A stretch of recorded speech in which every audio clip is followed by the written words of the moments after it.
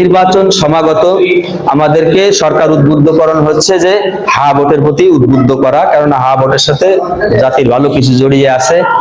আর vote কাকে দিব এই কথা একজন আলেম হিসেবে যদি কেউ জিজ্ঞাসা করে আমাকে বলতে হবে, একজন ইমাম হিসেবে বলতে হবে। জিজ্ঞাসা না করলেও আমার দায়িত্ব হলো যেটা হক সেটা কি করা, বলে দেওয়া। তারপরে মানুষ মানুক আর না মানুক, নামাজ 5 ওয়াক্ত ফরজ, এটা পড়তে হবে। যাকাত ফরজ, যার উপরে তাকে যাকাত দিতে হবে, এটা আমাদের বলে দেওয়া কি দায়িত্ব। যদি পালন না করে সেটা দায়ভার তার।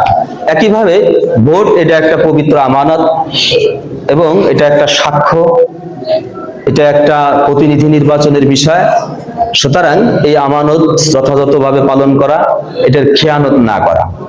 যে প্রার্থীরা রয়েছে তার মধ্য থেকে যিনি তুলনামূলক বেশি হক মানে মানে তাকওয়াবান মুত্তাকি, তাকে কি করা, ভোটটা দেওয়া।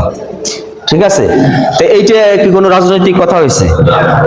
একজন ইমাম এটা মেম্বার থেকে এটা তার বলার দায়িত্ব, মুসল্লিদেরকে জানায় দেওয়া যে আমার ভোট পাওয়ার হকদার হলো যারা প্রার্থী রয়েছে তাদের মধ্যে যিনি তুলনামূলক সৎ আমানতদার, যার দ্বারা দেশ জাতির সম্পদ আমানত থাকবে, খেয়ানত হবে না, তাকে কি করা,